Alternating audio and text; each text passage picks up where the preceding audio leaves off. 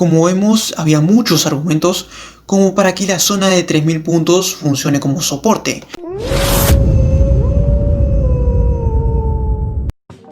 Hola familia, bienvenidos a Café y Wall Street.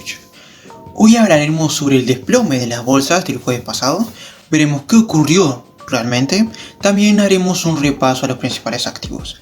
Así que no te lo pierdas y quédate hasta el final del video para enterarte de todo. El temor a un rebrote de la pandemia, la cautela de la Reserva Federal sobre la economía y sobre todo las elevadas valoraciones alcanzadas por la bolsa de Nueva York son los principales factores que explican la violenta corrección. Como podemos observar en el gráfico que representa los casos nuevos confirmados diariamente, vemos que nos muestra la evolución de los brotes de los 10 países más afectados por el coronavirus.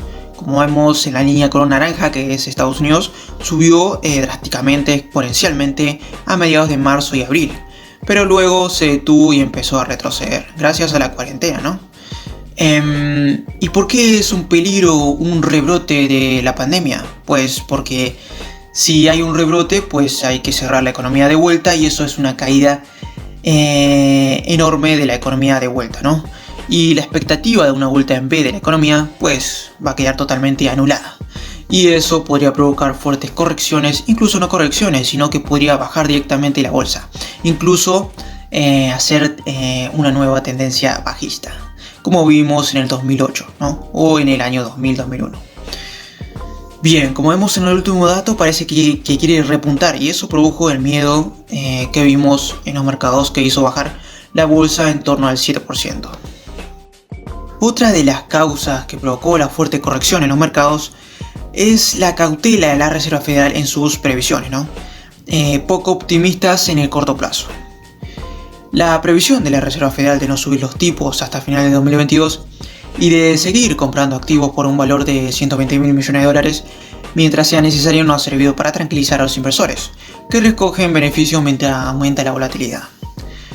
Veo una recuperación completa a largo plazo, con una fuerte creación de empleo en los próximos meses, no una depresión económica, afirmó Jerome Powell en rueda de prensa, pese a lo complicado de hacer previsiones, ¿no? La Reserva Federal pronosticó este miércoles que este año la economía del país caerá un 6,5% y la tasa de desempleo se situará en el 9,3% por la crisis provocada por la pandemia del coronavirus. Se trata de las primeras proyecciones del Banco Central estadounidense, que mantuvo sin cambios los tipos de interés en la horquilla entre el 0% y el 0,25%, difundidas al término de la reunión de 2 días de la política monetaria desde la llegada del coronavirus al país. El virus y las medidas tomadas para proteger la salud pública han generado agudos declives en la actividad económica y un aumento en la pérdida de empleo, señaló el comunicado de la Fed. El organismo que dirige Jerome Powell apuntó que habrá un rebote económico en 2021 del 5% y que la tasa de desempleo bajará al 6,5% y anticipó que la inflación se mantendrá por debajo de su objetivo anual del 2% hasta finales de 2021. La encuesta interna en el seno del Banco Central apunta que no habrá subidas de tipo de interés hasta 2022. La tasa de desempleo cerró en mayo en Estados Unidos en el 13,3%, una cifra nunca vista antes desde la Gran Depresión de 1930. Asimismo, insistió en que la pandemia del coronavirus supone un considerable riesgo para las perspectivas económicas en los próximos 18 meses. Berenberg espera otra corrección. Los expertos de Berenberg, que es un fondo de inversión alemán con sede en Hamburgo, creen que lo peor ha pasado en cuanto a la pandemia y su impacto económico. Reconocen que se está viendo una recuperación y estiman que será de forma de tic, parecido al logo de la firma deportiva Nike. O sea que una bajada fuerte en la economía y luego una recuperación lenta, ¿no? Como el logo de Nike. Sin embargo, creen que las bolsas están anticipando en exceso a dicha recuperación económica y avisan de que podría haberse otra corrección en los mercados. Aún no es el momento para la euforia. Los mercados financieros reflejan acertadamente las esperanzas de recuperación, así como el apoyo monetario y fiscal sin precedentes, y la probabilidad de que los tipos se mantengan bajos durante mucho tiempo. Sin embargo, los mercados a veces se adelantan demasiado a la curva. En medio de serias incertidumbres, una nueva corrección no sería una gran sorpresa, explican estos analistas. En medio de la caída generalizada en las bolsas del mundo por el temor a una segunda ola de contagios del coronavirus, la cotización del VIX, el llamado índice del miedo, o mejor dicho el índice de volatilidad del mercado de opciones puts de Chicago, voló un 47% este jueves a un máximo en 7 semanas, lo que refleja una fuerte volatilidad en los precios de las acciones estadounidenses. En cuanto al VIX, que también se puede analizar desde una perspectiva de análisis técnico, como vemos había tocado una zona de soporte que funcionó en varias ocasiones. Como podemos observar, tocó en 1, 2 y esta última tercera ocasión pues funcionó también, hizo impulsar al precio. Bien, ahora el miedo que supone ver esta subida es que siga haciendo máximos y mínimos crecientes. Eso podría aumentar la volatilidad en las acciones americanas, es decir, que podría hacer bajar al S&P 500. Esperemos que el precio, esto sea solo una mera corrección de la tendencia bajista, y esperemos a que supere la zona de 23,5 y siga bajando el precio. Pero de no ser así, yo creo que podría haber un pequeño impulso, lo que podría provocar que la zona de 36 funcione como soporte, y eso aumente las probabilidades de un nuevo impulso. Que si ocurre eso, podría haber caídas en bolsa. Bien. Por análisis técnico, el movimiento del S&P 500 ha sido muy interesante, ya que ha vuelto a poner a prueba el soporte en zona de 3.000 puntos. Sin embargo, desde esa importante zona de soporte, por donde pasa la media de 200 sesiones, el principal indicador mundial ha rebotado con alegría hasta los 3.060 puntos aproximadamente. Su máximo histórico de mediados de febrero se encuentra en zona de 3.393 puntos. Esperemos que se cumplan las proyecciones que hacíamos la semana pasada, donde advertíamos de un descanso en la subida, y eso es precisamente lo que ocurrió. Retrocedió hacia el soporte en zona de 3.000 puntos, que también se encuentra el retroceso del 50% y el 60% de Fibonacci. Como vemos, la cajita no está el retroceso de Fibonacci porque sería como ensuciar mucho el gráfico. O sea, la cajita de color blanca, ¿ven?, representa el 50 y el 60% de retroceso de Fibonacci. Y es precisamente lo que está ocurriendo ahora. El precio parece que quiere despegar de vuelta para cumplir la quinta onda de Elliott, que esperemos, ya que como dijimos la semana pasada, que podría provocar un nuevo impulso hacia máximos históricos, y esperemos que sea así, ya que yo también tengo posiciones abiertas en el S&P 500. Si observamos al precio en un gráfico horario más de corto plazo, el precio rompió la línea de tendencia micro, lo que provocó un retroceso de aproximadamente el 7%. Como vemos, se encontró con el soporte en zona de 3.000 puntos, que funciona también en proyecciones anteriores, y habíamos ganado dinero. El precio formó divergencias, lo que avisaba de posibles rebotes en esa misma zona, que también tenemos el retroceso del 50 y el 60% de Fibonacci.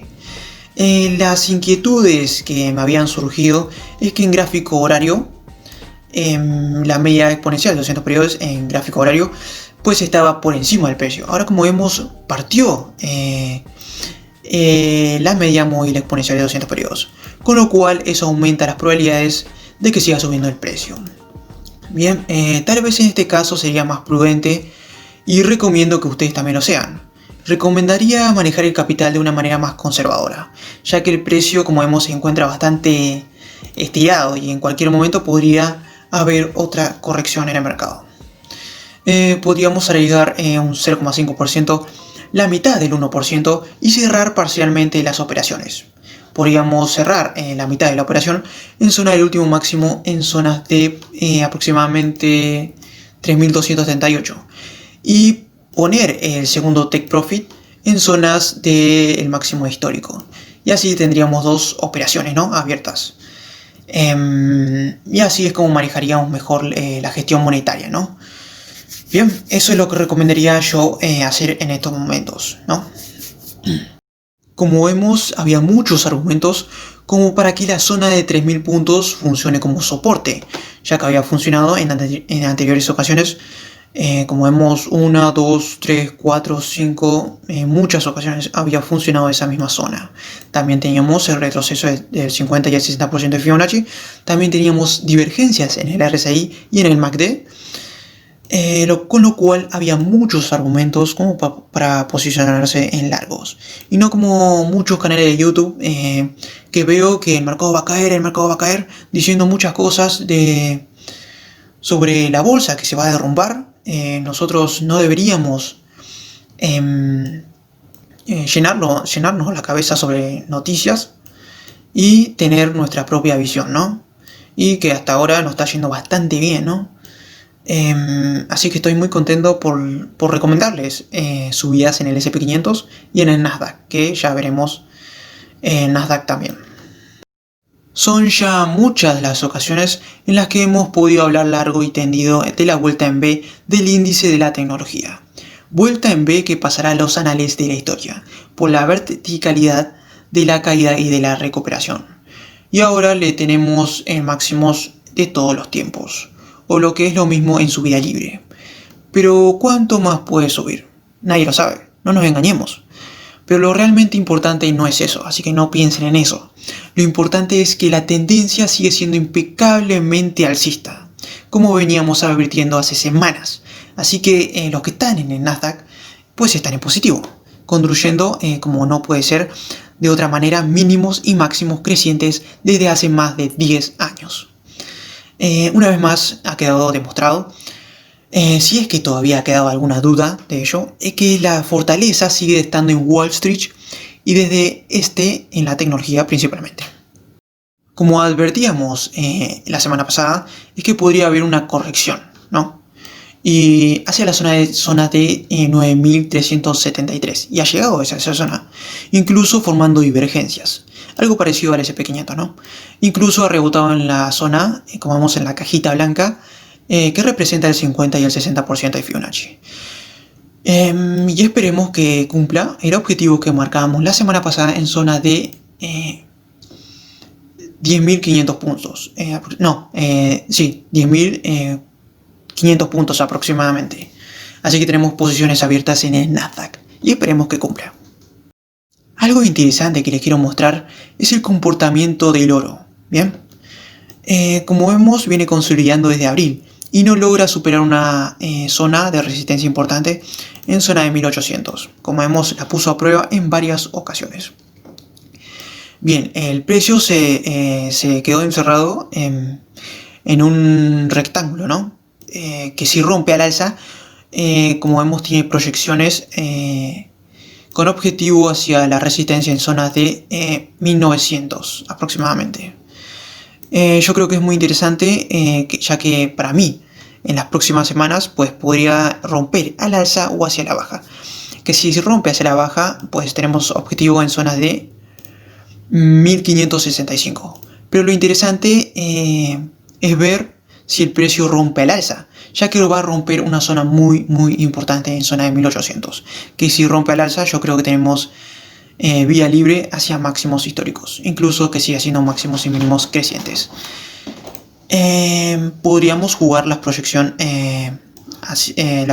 del rectángulo, o para aquellos más conservadores, esperar a que rompa la zona, esperar un pullback y ahí posicionarnos en largo. Pero para mí el oro tiene fundamentales bastante bien. Como vemos, tenemos las inyecciones de liquidez por parte del Banco Central, y eso aumenta la base monetaria y eso aumenta las probabilidades de que el oro suba, que aumente la demanda, ¿no? Cosa que habíamos explicado en anteriores videos. Si ustedes quieren saber los fundamentales del oro, pues vayan a ver el video que hablé sobre la importancia de estar en oro, posicionados en oro actualmente. Bien, eso fue todo por hoy. Espero que les haya gustado el video, espero que les sea útil toda esta información. Esperemos que el mercado siga subiendo, ¿no? Porque tenemos posiciones abiertas. Y suerte con sus inversiones. Espero que se suscriban al canal, que le den a like, ya que a mí me sirve, ¿no? Para saber si a ustedes les gusta este tipo de contenido, y yo voy a seguir subiendo este tipo de contenido. Nos vemos en la siguiente entrega. Chao.